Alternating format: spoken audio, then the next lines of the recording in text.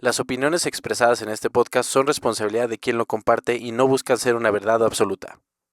No tenemos permiso, las mamás de niños con una discapacidad, de enfermarnos. No tenemos permiso de morir. Porque a mí me dieron el diagnóstico de Pedro y es autista. Pero no es autista ahorita a los 3 años.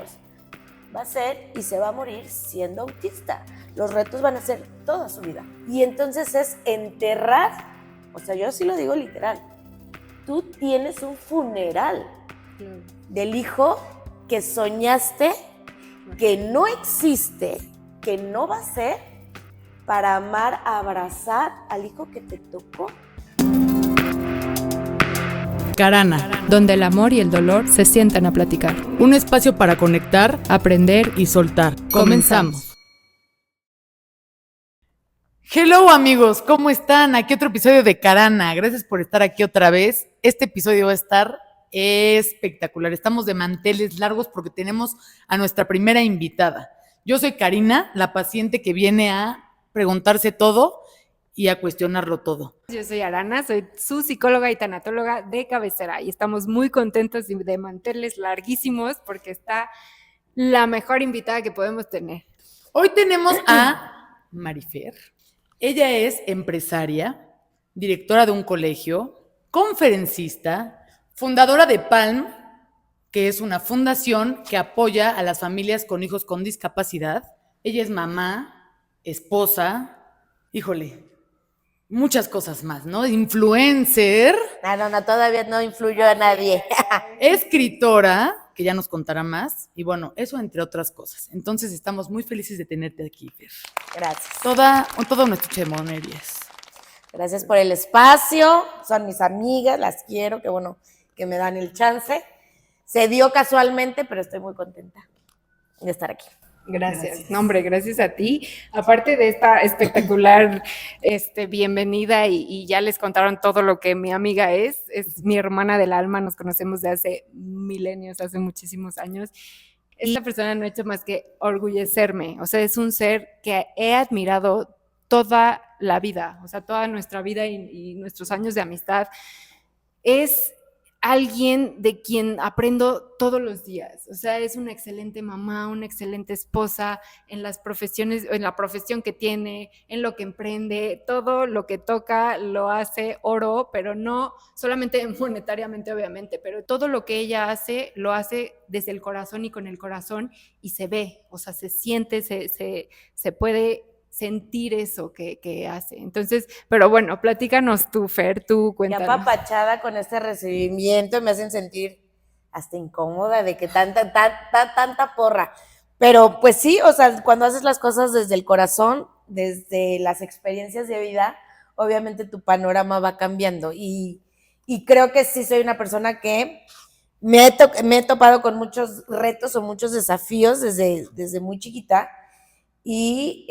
Pero uno de los más grandes, obviamente, que cuando es ser mamá y ser mamá de un hijo con discapacidad, de un hijo con autismo o autista, que también yo le digo a la gente, da igual si dices autista o con autismo.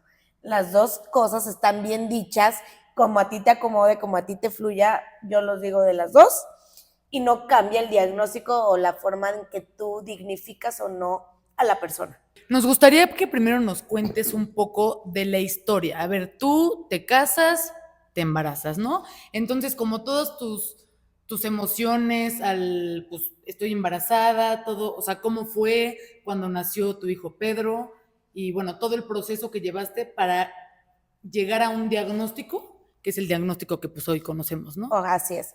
Bueno, pues yo me caso.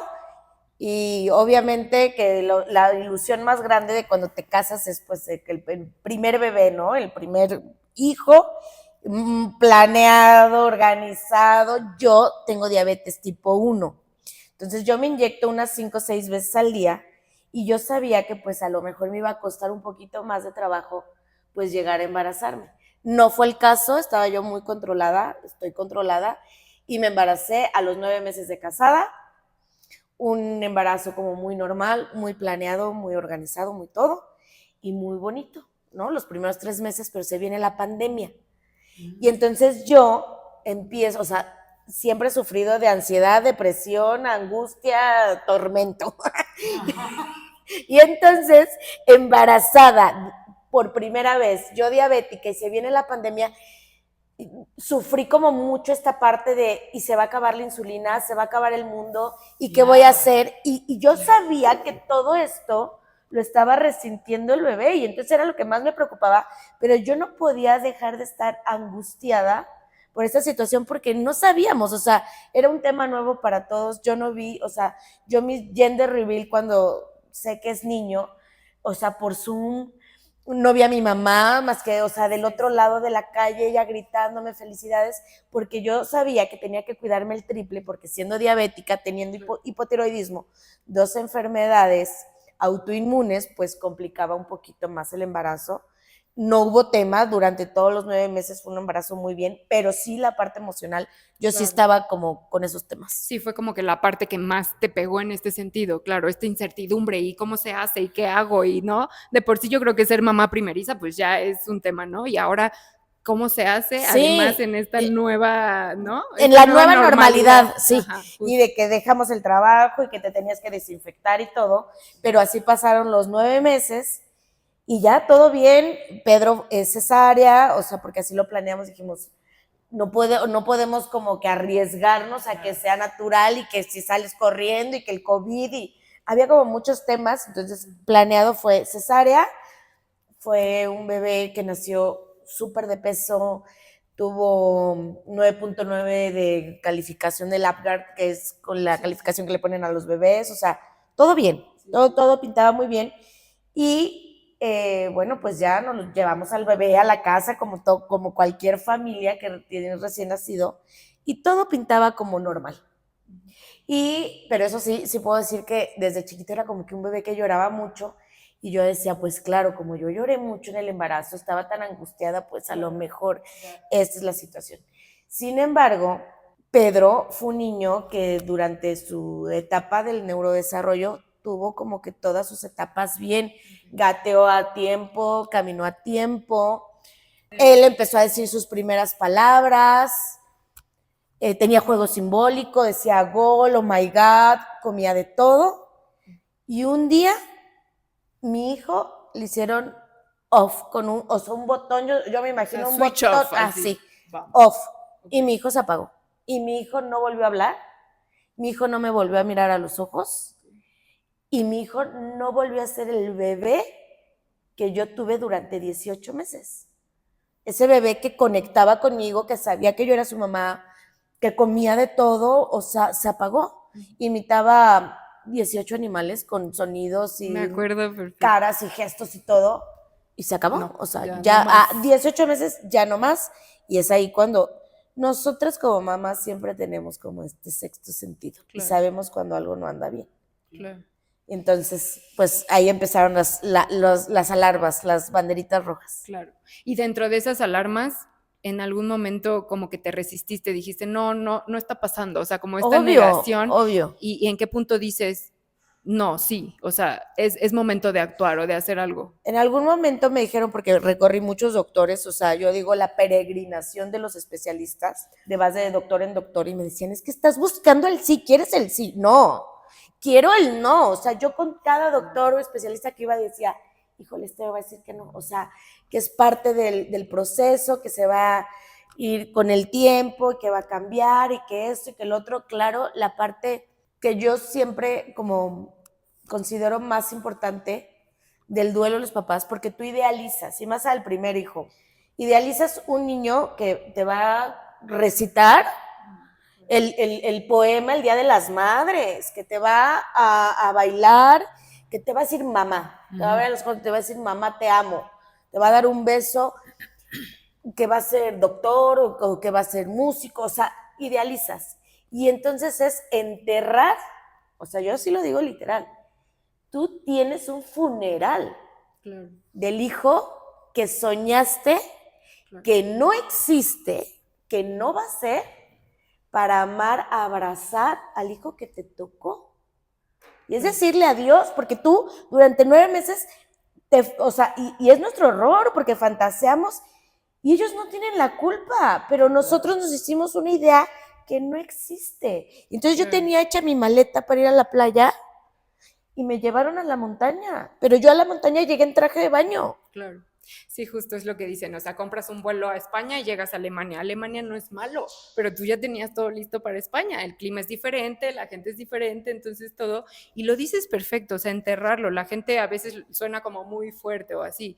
Sin embargo, se habla mucho de duelo de lo que perdimos, pero no, o sea, el duelo también es de lo que no tuvimos, de estas expectativas que justamente también se pierden, o sea, y entonces hay que duelarlas, ¿no? Y que vas con las amigas y una conversación de lo más normal, el cafecito, oye, es que no manches, ya mi hijo hizo tal o me dijo tal, y tú lo que estás viviendo es completamente diferente y estás completamente sola viviendo este duelo, aceptando tu realidad que no es compartida. Entonces, y tú lo platicas y crees que hay esa empatía que realmente no, porque nadie la está viviendo, o sea, nadie está sabiendo lo que duele esta nueva realidad, que nadie te prepara, no hay un libro que te diga y así va a ser, porque sí, o sea, pasas el duelo y ya lo acepté y todo, pero no es como que se acaba, o sea, lo sigues viviendo durante toda la vida, porque a mí me dieron el diagnóstico de Pedro y es autista, pero no es autista ahorita a los 3 años, va a ser y se va a morir siendo autista. Los retos van a ser toda su vida.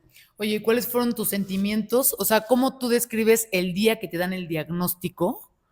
O sea, ¿qué sentiste, qué experimentaste tú como mamá de que, güey, este es el diagnóstico? Pasaste por miles de especialistas, todos te decían, no, sí, no sé qué te hayan dicho, pero cuando ya te dicen, tu hijo es autista.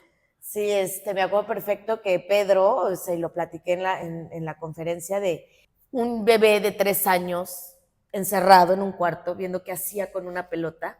Pedro a sus 3 años le decían ve con mamá y él no sabía quién era su mamá. Claro. Él no sabía que se llamaba Pedro, ¿sabes? Uh-huh. Y uno y otro especialista entrando y no, uno como papá afuera agarrándote a tu esposo. Ya sabía, ¿no? O sea, ya sabía, pero el que me lo hayan dicho lo hacía realidad. Sí. Y era lo que yo decía, es que cuando llegue el momento, y sí, un expediente con un chorro de hojas y cuánta cosa, y me dicen, sí, o sea, Pedro es autista, grado 2, su plan de vida no te lo podemos decir como en un papel porque va a depender mucho de su desarrollo, de su maduración, de tu intervención como mamá, de terapias que hagas, pero puede ser que tu hijo nunca hable, ¿no? Pero me acuerdo perfecto que antes de eso me dice ella, oye, si tú vas a una fiesta, ¿en dónde ves a tu hijo? Se me congeló el pecho y dije, lejos, solo, jugando con sus manos. Y entonces dice ella, sí, tu hijo es autista, va a ser autista toda su vida, puede ser que nunca hable, puede ser que nunca vaya a una escuela regular, puede ser que nunca deje el pañal, que no controle los esfínteres, que sea incapaz de vivir solo en la vida adulta. Y todo eso como balde de agua fría y dices, cabrón, o sea, espérate tantito, ¿no? Barajámela más despacio, o sea. Y desde entonces dije, el diagnóstico no es el pronóstico de Pedro, o sea, porque nadie tiene escrito que así va a ser. Y hoy en día te digo que empecé a soltar, porque yo vivía en ansiedad, o sea, decía, ay, es que el primer día de secundaria, ¿qué voy a hacer cuando Pedro entre a la secundaria y me lo van a bulear? ¿Y por qué no va a hablar? ¿Y qué va a hacer? Y si Pedro se va a casar, ¿va a poder tener hijos? Tú ya estabas... No, o sea, pensándole que si alguien lo iba a amar por ser autista. Sí, claro. Que cabrón, ya, esa chinga, ya no me importa. No me importa el primero de secundaria, no me interesa. No pienso en el primero de secundaria, no pienso en el primero de primaria que es en un año. Claro, no lo pienso. Agobiante. Piensa en mañana, en un mes. Claro. Es paso a paso, o sea, literalmente es poco a poco porque si no es muy abrumante y además ni siquiera es preciso, como dices. Y dime tú si estoy en lo correcto en que ningún autista es igual al otro, o sea, no hay un libro que te digan, entonces va a ser esto y esto y esto, es cada quien es un caso como muy particular, ¿no? Entonces, que la chamba como tú y tu esposo es como ir detectando, Pedro hace esto o no sé cómo. Como el nombre lo dice, es un espectro. Entonces no hay un autista igual a otro. Y las necesidades de apoyo son muy distintas. Mucha gente va y dice, y digo, es autista. Güey, qué padre. O sea, va a ser como Elon Musk. No, güey. Justo, los mitos. Va a ser como Tim Burton. Leo Messi. No. O sea, tenemos romantizado el autismo y también que, o sea, y está padrísimo creer que lo van a lograr y claro que confiado en Dios y que increíble que así pase, pero tampoco me caso con esa idea. Yo aprendí a soltar esa idea porque si sabía que me aferraba a que Pedro iba a ser Einstein, Beethoven, o sea, claro, porque hasta y cierto me iba a volver a doler cuando nos sucediera. Hasta cierto punto siento que es un mecanismo de defensa como esto, me agarro de que entonces va a ser genio, ¿no? Entonces, pues claro, entonces si es autista, pues hay esta parte. Entonces, hablando de esto, quiero entrar como en estos mitos, justamente. ¿Qué nos dirías tú de esto que se dice? Bueno, entonces es autista, entonces va a ser un genio. Entonces, sí, o sea, va a multiplicar nada más con cerrar los ojos y te va a decir, no, o sea, la realidad del autismo es que no hay un manual, no hay otro igual, no hay dos iguales, y que las capacidades, habilidades de cada uno son completamente distintas. Y aferrarse a esa idea también es autoengañarnos. O sea, al final del día tienes que aceptar a tu hijo con todas las necesidades de apoyo, con todo lo que es él, y si es el genio, padrísimo, padrísimo. Yo en el momento en que descubra cuál es el talento de Pedro, yo lo saco de la escuela y nos metemos a full y le echamos todas las ganas. Claro. Pero si eso no pasa, voy al paso que mi hijo me va marcando, ¿sabes? Porque entonces todo te dice, es autista, felicidades, tienes un genio en la casa. Felicidades. Sí, felicidades. Güey, no me felicites. El autismo me duele y me duele un chingo. El autismo nos duele a todos en mi casa. Porque incluso la familia y los amigos más cercanos pueden ser los primeros que no entiendan. Y que los comentarios de empatía o de apoyo pueden ser los más hirientes. Porque no te sientes acompañada, porque en lugar de, es que te tocó el angelito, wow, es que tú eres la más guerrera. Sí, güey, yo no quería ser guerrera. Es que ¿cómo le haces para poder? Es que lo hago porque no me quedó de otra. O sea, a mí no me preguntaron si podía o no podía. Me tocó y pues le echas un chingo de ganas y sales adelante, pero nada de que te felicito, que campeona, es que Dios te quiere un chingo y por eso, no, o sea, no. Digo, me imagino que, o sea, con todo el desarrollo que has tenido y todo esto, o sea, como ha pasado el tiempo y así, mucha gente te ha hecho muchos comentarios, algunos equivocados, pero también, ¿tú cómo has gestionado ese tipo de comentarios que sabes que a lo mejor es una gente que no tiene ni idea de lo que está hablando? Eso, o sea, sé que no los hacen con mala intención, o sea, por dentro digo, si están, les falta. Claro, es que ¿sabes? es un poco de ignorancia y también es ignorancia y esta parte de que te quieren ayudar y quieren solucionar y quieren que ya... O maquillar, sea, tapar, tapar, claro, porque les incomoda verte mal y les incomoda sentirse vulnerables ante algo que no saben. Y es que algo que les voy a decir, y es 100% cierto, y a los que nos estén viendo, la discapacidad incomoda. Qué fuerte escuchar. ¿Sabes qué haces cuando ves a alguien con discapacidad? Te volteas, lo esquivas. Qué fuerte. Y lo mismo pasa en el núcleo de la familia y de los amigos, porque la discapacidad incomoda. Incomoda y prefieres voltear a otro lado que... dura, pero es cierta. Pues le entro y participo y los incluyo, por eso no hay inclusión, porque a las personas les incomoda lo diferente, les incomoda lo raro, les incomoda Claro. la discapacidad, tal Y cual. el no saber, ¿no crees que hay mucha desinformación? O más bien la gente no se informa, más bien hay muchísima ignorancia, hay muy poca empatía, hay muy poca compasión, hay muy poco como este humanismo, no sé, en general. 100%, pero sí, y se los digo abiertamente, como por qué tú tendrías que saber de autismo. ¿Qué chingados te interesa el autismo? O sea, no lo vivo, no tengo a nadie cerca.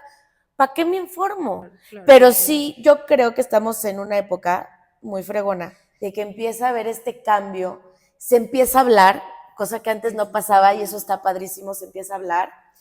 Y sí te voy a confesar, o sea, les voy a confesar, yo al principio dije, cuando me dan el diagnóstico, regreso a casa y pensé como en muchas posibilidades, fueron muchas noches muy largas, noches sin dormir, de encerrarme en el baño y de estar googleando y qué tratamientos y qué es el autismo 20 veces y de la A a la Z, todo. Y dije, a lo mejor si yo no lo digo, porque esa es otra, el Sí. autismo es una discapacidad invisible.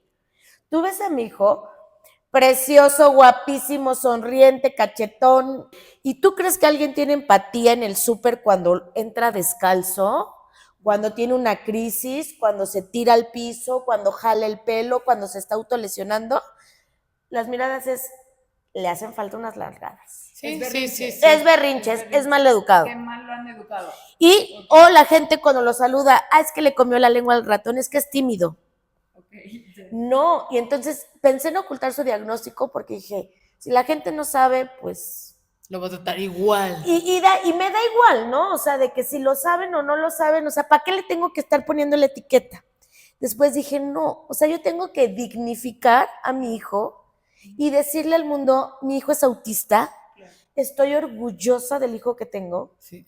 Sí, el autismo duele mucho, no te voy a decir que estamos flotando entre nubes y que la pasamos padrísimo todos los días, porque conozco de sueños rotos, conozco de desilusiones, conozco de crisis, de autolesiones, de golpes, de gritos, de llanto, de frustración, de falta de sueño, de falta de acompañamiento, o sea, de un grupo de apoyo, te sientes en soledad, te sientes cansada, agotada. Ese es el autismo real, o sea, no lo podemos maquillar y decir, no, pues es que está padrísimo porque a mí me tocó un ser fuera de serie. Sí, y lo adoro, pero también está la parte que es tan difícil y dije, bueno, lo oculto y no le digo a nadie, pero dije, no, lo tengo que dignificar y yo le tengo que decir al mundo, y si entra descalzo al súper es porque es autista y no soporta los zapatos. Y yo ya lo solté también, no le gustan los zapatos, ¿para qué le pongo zapatos? A mí no me importa que la gente lo vea, Sí, que no entra afecta a descalzo. nadie, no es como... El aceptar su diagnóstico y decirlo y gritarlo al mundo es dignificarlo a él como autista. Y me imagino que en el camino has aprendido muchísimas cosas, pero ahora te quiero preguntar, o sea, como todo duelo, pues pasa por varias etapas, ¿no? Y una de las etapas del duelo es la culpa. En algún momento tú... Vivo en culpa, o sea siempre. ¿Tuve un hijo así por mi culpa? Ah, sí, también, o sea, pensé que el paracetamol que me tomé en el día que no me aguantaba la cabeza le dio autismo, ¿no? O sea, hacemos todo, bueno, nos dan el diagnóstico y hacemos todas las pruebas genéticas, porque cuando yo recibo el diagnóstico, yo ya estaba embarazada de 3 meses de embarazo gemelar. Sí, claro, me acuerdo. Y varones. Entonces me dice el neurólogo, ¿qué son?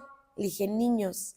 Me dijo, 99% van a ser autistas. 99% van a ser autistas. En ese momento, hermanas, o sea, yo de que dije, es broma, ¿va? O sea, ¿qué voy a hacer con 3 niños autistas? O sea...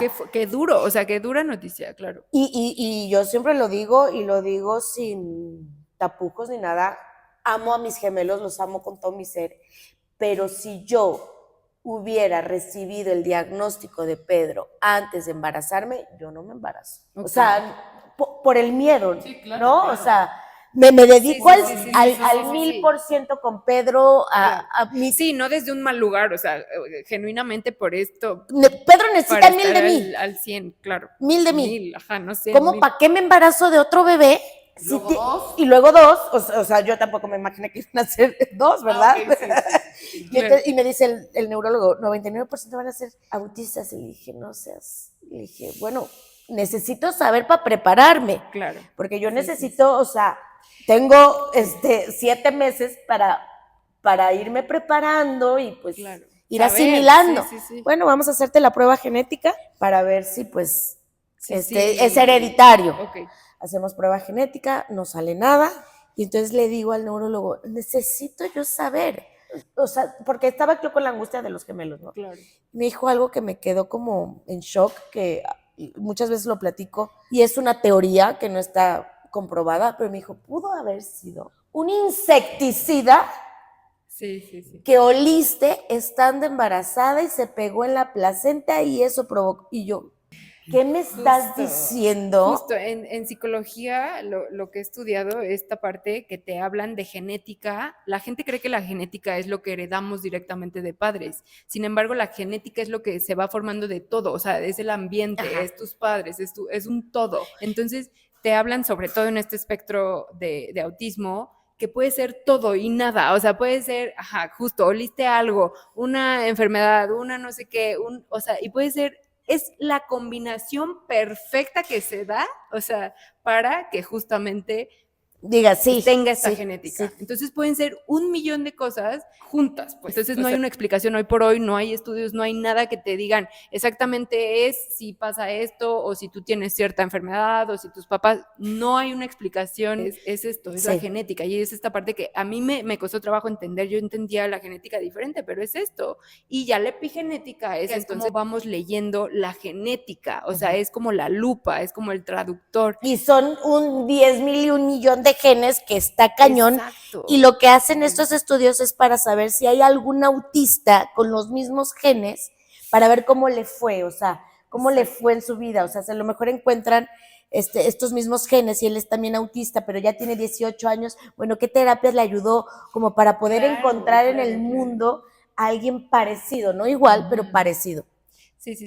Ahora, te quiero preguntar, ¿cómo fue como pareja vivir esto?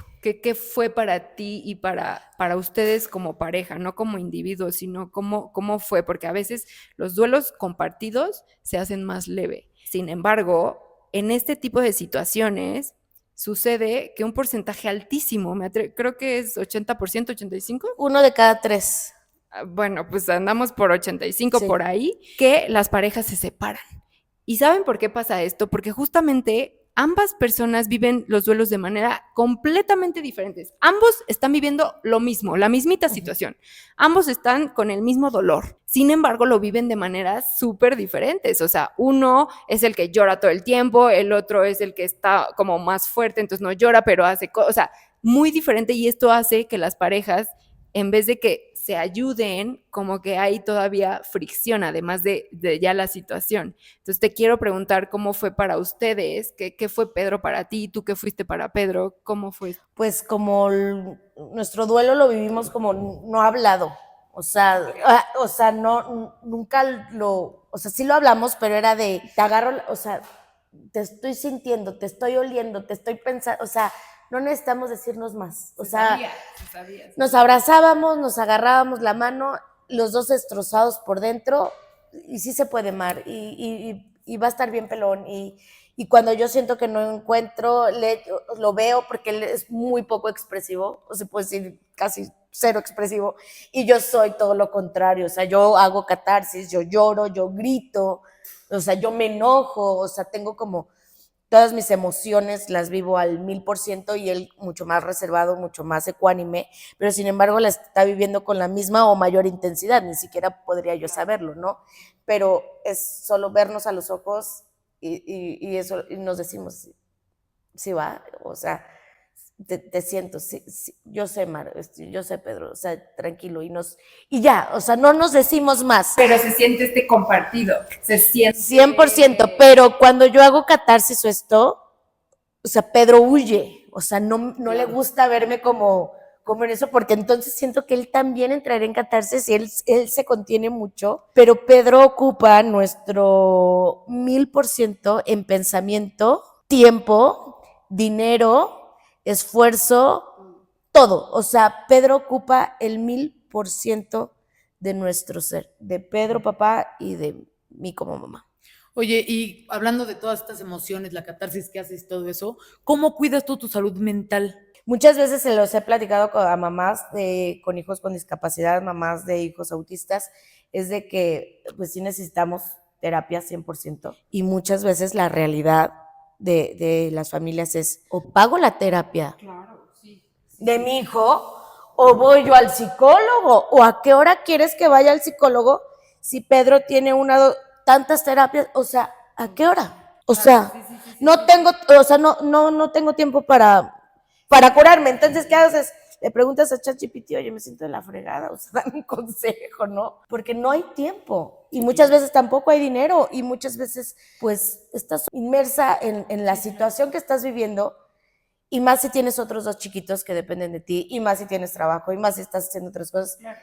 O sea, te ocupas vives muchas veces, yo siento que vivo en automático. O sea, claro. en un automático ya pues ahí va y ya la máquina cuando se quiere ahí como que desalinear, pues, o sea, pues echas una platicadita, una lloradita y a seguir porque no puedes parar. Sí. O sea, nosotros, perdón, no tenemos permiso, las mamás de niños con una discapacidad, de enfermarnos. No tenemos permiso de morir. Hacia ahí va mi siguiente pregunta. Digo, ya comentaste un poco al principio, pero ¿qué es lo que más te da miedo sobre el futuro de tu hijo con una discapacidad? No estar. O sea, ¿quién se va a echar el paquete a mi hijo? Mi hermana lo adora, mi mamá lo adora, mi papá también, mi hermano también, pero lo van a adoptar, van a echarle todas o sea, van a hacer lo que yo hago, o sea, no tengo permiso. O sea, ahorita, y lo van a entender y yo creo que van a compartir conmigo muchas de las que nos estén viendo, no tenemos permiso de irnos. Y aquí viene otro dato también muy lastimoso, muy, muy fuerte, que está en creciente la tasa de suicidios de papás y mamás de hijos autistas o con discapacidad. Se suicidan ellos y después a la persona porque no pueden más. Sí, ahí es también una mala gestión emocional y de salud mental. O sea, sí, por eso es tan importante. Pero, ¿cómo juzgar? O sea, el último caso era una señora ya grande que cargaba un autismo severo con muchas necesidades de apoyo, completamente sola, sin solvencia económica, sin red de apoyo de absolutamente nada, viviendo en situación de calle. O sea, ¿cómo, Sí, ¿cómo le hace? O sea, personas, claro, sí, que es la salida más óptima para ellos porque no hay de dónde. Y justamente esto me lleva a la pregunta, ¿qué apoyos hay o qué? Yo fui a este macroevento que hiciste, que fue espectacular, de verdad, fue una cosa hermosa y ver a Fer haciendo esto fue wow, o sea, me encantaron, o sea, todas las ponencias de cómo la gente, desde explicar qué es el autismo, desde hablar de cosas como el sueño, cómo impacta, desde la nutrición, todo. Entonces, quiero que tú nos cuentes un poquito de qué va esto y cómo tú quieres impactar en la sociedad en este tema en especial. O sea, creo que la información es lo más importante. O sea, si tenemos información, tenemos todo. Quiero preguntarte esto, perdóname por interrumpirte. Obviamente, como dijiste hace rato, ¿no? O sea, si en tu familia no hay alguien con autismo, pues no tengo por qué saberlo. Entonces vamos a descartar a esta gente ignorante que debería saber, pero que, ok, no es su chamba. Quiero preguntarte si también la gente que tiene a alguien con autismo en casa siguen con esa ignorancia. O sea, sí. Sí, porque o sea, a ver, el autismo, aparte de todo lo que conlleva, pues es una condición cara, o sea, aparte de todo. El sistema de salud, el sistema de educación públicos, estamos para llorar. Entonces, si no tengo sistema de salud que respalde, que me ayude con terapias, con esto, con el otro, si va a la escuela y no hay equipos, o sea, no hay personal que me apoye, te quedas en la lona. Y entonces lo que hacemos, o sea, nace el foro Hablemos de Autismo por la necesidad que muchos familias tienen de informarse.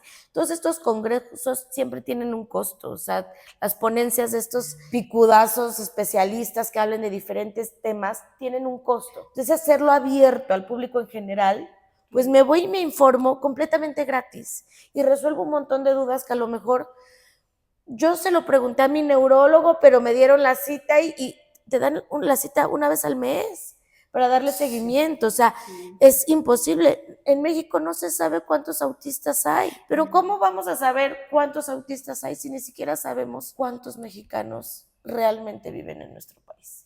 Desde ahí o sea, estamos todo mal. Entonces, la fundación nace con la necesidad de informar.